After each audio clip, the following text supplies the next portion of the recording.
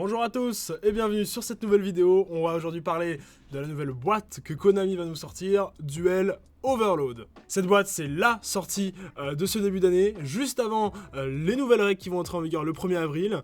Et Konami nous sort toutes les nouvelles links que l'on n'avait pas en Europe, ainsi que beaucoup d'autres cartes dont le Japon avait l'exclusivité jusqu'à maintenant. Alors, il y a vraiment beaucoup trop de cartes pour que je les décrive tous en une seule vidéo. Je vais laisser ça pour ceux qui me suivent en live. Vous pourrez aussi voir sûrement la rediff. Mais là, je vais vous proposer un top 10. Donc dans cette vidéo, ce sera donc les top 10 des meilleurs imports OCG.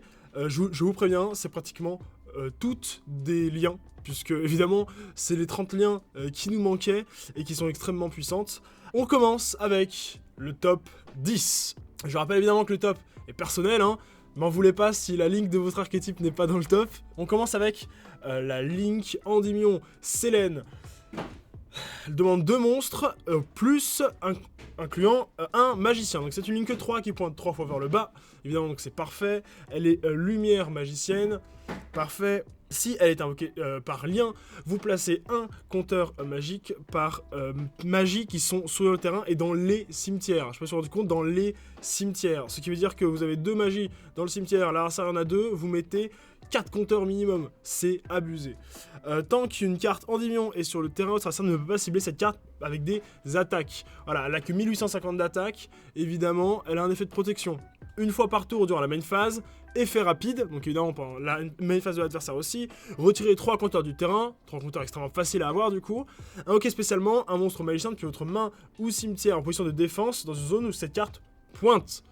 C'est évidemment extrêmement fort, vous pouvez spé n'importe quel magicien, que ce soit le spellbook, que ce soit le spellbook, même du shadow, vous faites ce que vous voulez, vous pouvez spé un magicien de votre main pendant le tour de l'adversaire, donc évidemment c'est très très fort, de quoi donner un petit boost au deck Endymion depuis la perte d'Electromite, hein, évidemment. C'est un soft once per turn, c'est-à-dire que si vous en faites 2 dans le même tour, vous aurez 2 fois les effets dans votre tour, donc c'est abusé.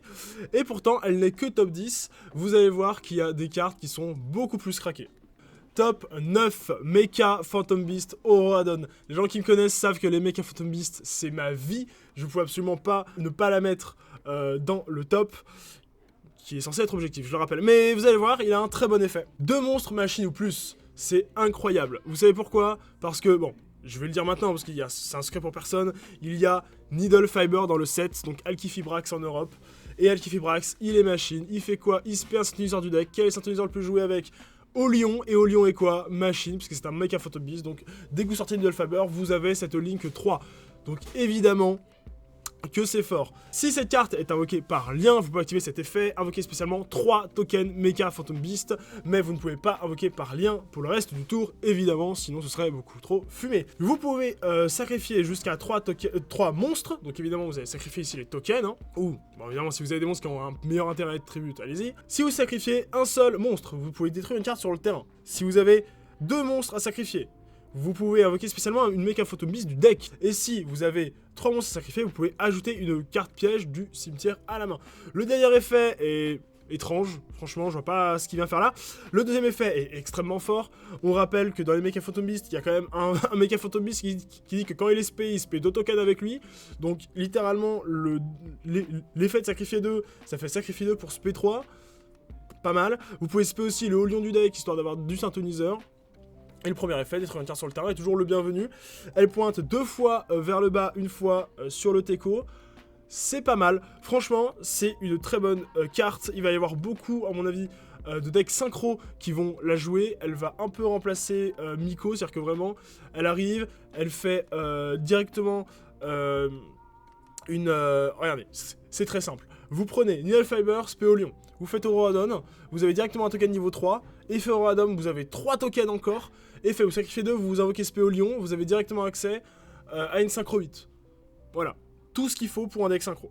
Top 8, Lib. Les gens qui me connaissent savent que j'adore les World Legacy. Là en plus, c'est la World Legacy parmi la World Legacy, puisque si vous l'avez reconnu, je pense, c'est littéralement Galatea, Miko, bref, c'est l'évolution finale quelque part du personnage. Les flèches sont un peu bizarres, une fois à gauche, une fois en bas à gauche. Mais bon, tant que ça pointe vers le bas, de toute façon c'est une bonne ligne, hein, tout simplement. Elle demande que 2 monstres, même pas de noms différents. 2 monstres. Alors, vous ne pouvez l'invoquer par lien que si vous avez une World Legacy dans le cimetière. Une carte World Legacy dans le cimetière. Enfin, une carte World Legacy qui n'est pas générique. C'est pour ça que Miko était bannie, elle n'était pas générique. Elle aurait demandé juste 2 monstres qu'elle du monde, qu'elle aurait pas été aussi fumée. Mais bon, Konami a enfin compris. Vous ne pouvez évidemment utiliser qu'un seul des effets de Lib, vous allez voir qu'ils sont fumés. Durant votre main phase, vous pouvez set une World Legacy Spell and Trap, donc une magie piège, héritage du monde, directement depuis votre deck, mais vous ne pouvez l'activer ce tour que si vous avez une World Legacy dans le cimetière. Ben voilà un effet, voilà, c'est l'effet qu'aurait dû avoir Miko en fait, mais bon.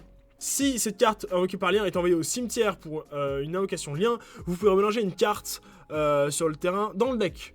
Ça veut dire que s'il y a une variante spirale qui arrive, ils n'auront pas besoin de faire licorne pour remélanger leur terrain. Bon. Mais voilà, enfin une bonne raison de jouer World Legacy, une carte qui leur est exclusive et qui est pétée, parce que je vous rappelle que des cartes World Legacy, il y en a une trentaine, il y en a carrément... Il y a littéralement un effet de chaque. C'est-à-dire que vous voulez une reborn, vous avez une reborn avec succession. Vous voulez une contre-piège, vous avez une contre-piège. Vous voulez de la destruction, vous en avez. Il y a vraiment de tout dans les magies pièges. Donc enfin un bon boost pour les decks World Legacy. Parce que jusqu'à présent, je pense que vous avez vu très peu de monde jouer par exemple, je sais pas, le deck Regalia par exemple. Personne ne joue ça. Et bah peut-être qu'avec cet import, enfin les World Legacy auront leur moment de gloire. En dehors d'Orcust ou d'autres trucs quoi. Artefact Dagda, c'est notre top 7 de monstres de noms différents. Extrêmement facile à faire, elle pointe 2 fois vers le bas. Parfait. Si l'effet d'une autre carte sur le terrain est activé, waouh, lourde condition d'activation quand même. Hein. Si l'effet d'une autre carte sur le terrain est activé, effet rapide, vous pouvez set un monstre artefact depuis votre main ou votre deck, tout simplement. Et elle sera détruite à la fin du tour de l'adversaire. Donc évidemment, si vous allez set votre Moral Tac et fin du tour de l'adversaire, elle est pétée, vous pétez une carte en face. Évidemment, on va pas set Moral Tac, hein, évidemment. On va set la faux artefact. Vous faites Dagda, vous alignez un Tornado Dragon à côté, vous dites à l'adversaire pioche, vous avez juste à faire effet Tornado, pète la faux artefact, et voilà, c'est fini. Voilà, vous avez fait ça en 4 cartes. Enfin, en 4 monstres, tout simplement. Et 4 monstres, bah c'est quoi? C'est Chick Tiger, quoi. Donc voilà. Alors, elle a aussi un effet quand elle est détruite durant le tour de l'adversaire, comme tous les artefacts. Quand elle est détruite pendant le tour de l'adversaire, vous pouvez invoquer spécialement un artefact depuis le cimetière. Donc là encore, un très bon effet. Évidemment, on se dit... que le point faible de Sanctuary Artefact, c'est si on a la faux dans la main, et bien évidemment ils y ont pensé. Vous pouvez aussi set l'artefact, comme je l'ai dit, depuis la main. Donc là encore, aucune raison de ne pas la jouer, parce que vous pouvez littéralement pas brick. Mais vous allez me dire, pourquoi elle est que top 7, puisque ça enlève l'extract de l'adversaire. C'est très simple, vous allez voir, dans le top, il y a une carte qui fait la même chose en 0 carte. Tout simplement. Donc... Évidemment, le ranking de Dagda a été affecté. Top 6. Top 6, là je pense que je vais un peu vous choquer, c'est Anaconda. Et ouais, Anaconda est même pas dans le top 5, incroyable. 2 monstres à effet, tout court, pointe 2 fois vers le bas, incroyable. Vous pouvez cibler un monstre de l'adversaire. Vous pouvez cibler un monstre face-up sur le terrain, il devient arc jusqu'à la fin du tour. Premier effet un peu anecdotique, mais qui aura son utilité si vous avez des super pots évidemment. Vous pouvez payer 2000, envoyer une fusion ou une polymérisation normale ou quick-spell du deck au cimetière. L'effet devient l'effet de la magie. C'est craqué. Vous envoyez super pot, vous appliquez super pot. Vous envoyez fusion shadow, vous appliquez fusion shadow. Vous envoyez fusion brillante, elle est bonne pour ça. Vous auriez appliqué fusion brillante. Voilà, donc un effet extrêmement fort qui a évidemment un contre-coup, on peut pas spé le reste du tour, mais vous savez, vous les connaissez, vous les connaissez les gens qui vont vraiment genre faire que ça, genre littéralement ils vont faire Anaconda, spé Winda à toi. Bon, pourquoi elle est que top 6? Le Dragoon n'est pas sorti. Hein, je pense que, voilà, vous le savez, le Dragoon n'est pas sorti dans cette édition, donc pour l'instant elle est que top 6, parce que honnêtement, faire Winda pass, je connais beaucoup de gens qui le font mieux quoi. On entre enfin dans le top 5, et en plus, alors, je l'ai pas fait exprès, c'est évidemment le dragon lien à 5 têtes, qui demande 5 monstres, qui doit être obligatoirement invoqué par lien, donc même si Agarpain est déban, vous pouvez pas le spell avec Agarpain. Si cette carte est invoquée par lien en utilisant un monstre ténèbres, terre, eau, feu et vent, vous pouvez détruire toutes les cartes que l'adversaire contrôle. Pas sûr que ça soit le cas très souvent, mais l'effet existe. Ne peut pas être détruit au combat avec un monstre ténèbres, terre, eau, feu et vent. Voilà. Ne peut être détruit au combat que par un light. Bonne chance. Inaffecté par les effets d'autres cartes, évidemment, hein. Les petits malins qui se disaient qu'ils pouvaient s'en débarrasser avec Construct, absolument pas. Par contre, évidemment, il y a un contre-coup, hein. Une telle carte a forcément un contre-coup. Une fois par tour, durant la phase de l'adversaire, vous devez bannir 5 cartes de votre cimetière face down, c'est obligatoire. Sinon, vous l'envoyez au cimetière. Évidemment, elle pointe 3 fois vers le bas, sinon c'est pas drôle. Sur les deux côtés, histoire de vraiment donner aucun avantage à l'adversaire. Donc vraiment, une carte extrêmement puissante. En fait, pourquoi je la mets dans le top, littéralement, vous devrez, à partir de la sortie de cette carte, avoir un out. C'est-à-dire que si vous n'avez pas d'out à ce monstre, qui a 5000 attaques, hein, je le rappelle, donc il peut largement vous tuer en 2 tours, hein. Si vous n'avez pas d'out, là, ça, il va juste le poser, il va vous demander est-ce que vous avez quelque chose à faire contre ça. Vous le passerez jamais, il va vous faire bah c'est bon, je vais gagner. Un peu comme une mystique, vous voyez, vous activez une mystique, l'adversaire, s'il a pas de magie piège qui détruit, bah il vous dit bah j'ai pas d'out, bien joué. Donc voilà, une carte qui va, à mon avis, faire réfléchir à 2 fois les gens quand ils vont faire leur decklist, donc évidemment, dans le top 5. Top 4, Red Raptor Wise Strix. Une carte extrêmement puissante, que l'on entraîne depuis extrêmement longtemps, qui va donner un gros boost à Red Raptor, à Blackwing, et surtout à Lunalight. Évidemment, s'ils se prennent pas de ban, hein. Konami, si vous m'entendez, faites quelque chose parce que ça va vite devenir hors de contrôle. Alors, cette carte demande 2 monstres bêtes et les ténèbres. Donc évidemment, vous avez Zephyros, vous avez Force Strix, donc vous avez tout ce qu'il vous faut. Si cette carte est invoquée par lien, vous pouvez invoquer spécialement un niveau 4 bêtes et les ténèbres depuis votre deck en défense, annuler ses effets, et il ne peut pas être utilisé comme matériel lien. Est-ce que Red Raptor c'est un deck lien? Non. Est-ce que Blackwing est un deck lien? Non. Est-ce que Lunalight est un deck lien? Non. Vous pouvez faire toutes les X6 que vous voulez avec le monstre. Donc c'est gratuit. Si votre X6 Red Raptor active un de ses effets, vous pouvez set du deck une rank up. Et si c'est une quick spell, vous pouvez l'activer ce tour-là. Achetez vos Soul Shave Force maintenant. Parce qu'évidemment, ça va être joué avec, ça va être extrêmement puissant. Et donc, toutes les cartes bêtes ailées vont prendre un gros boost.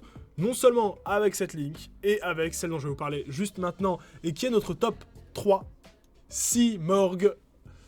Simorgh. Vous savez, le deck où tout le monde s'en foutait quand il est sorti. Bah voilà, il va sûrement être méta. Incroyable, non? Cette ligne demande 2 monstres ou plus, incluant une bête ailée. Histoire d'être générique. Et je vous rappelle évidemment qu'on a parlé d'une ligne 2 bête ailée qui est très forte. Donc littéralement, vous voyez la corrélation, ligne 2, ligne 3. Très facile à faire. Ne peut pas être utilisée comme matériel lien. Elle pointe 3 fois vers le bas. Est-ce que Simorgh est un deck lien? Absolument pas. Est-ce que un deck bête ailée est basé sur les liens? Je ne pense même pas. Donc évidemment, c'est pas un problème. Votre adversaire ne peut pas cibler cette carte ou un monstre bête ailé que cette carte pointe avec des effets de carte. Ah bah tiens, il est inciblable. Génial. Ça fait littéralement 3 de vos monstres bête ailés incibables si vous les alignez en toute cette carte. Très très fort. Si cette carte doit être détruite au combat, vous pouvez détruire une autre carte Simorgh que vous contrôlez à la place. Carte Simorgh, ça inclut le terrain. Ça inclut le terrain, ça inclut plein de trucs. Donc évidemment, c'est aussi très fort. Durant la end phase, vous pouvez invoquer SP une bête ailée de votre deck ou depuis votre main d'un niveau inférieur ou égal au nombre de zones inutilisées magie piège sur le terrain. Donc ça veut dire que vous pouvez invoquer du niveau 12, littéralement, parce que il y a 2 zones terrain, 5 zones magie piège. Si aucune de ces zones est utilisée, vous pouvez invoquer SP du deck le niveau que vous voulez. Donc évidemment, les gens qui s'y connaissent un peu pensent à la loupe infinie avec Apex et Thunderbird, pensent à la statue barrière vent qui est battelée, statue barrière, je rappelle, qui interdit l'adversaire d'invoquer d'autres monstres que des vents, donc évidemment s'il joue pas un deck vent, il a perdu. Et voilà, et ce beau petit monstre sera inciblable en dessous de cette carte. Voilà, la méta va être incroyable. Top 2, Needle Fiber. Et oui, Needle Fiber qu'on attend depuis tout ce temps n'est que top 2. Vous allez voir pourquoi. 2 monstres. Bon, je vais dire les faits, mais en vrai, vous le connaissez par cœur depuis 6 mois, donc mais bon, je vais le refaire.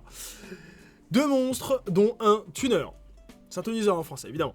Si c'est invoqué par lien, vous pouvez invoquer spécialement un monstre synthoniseur du niveau 3 ou moins depuis votre main ou deck en défense. Il ne peut pas activer ses effets ce tour.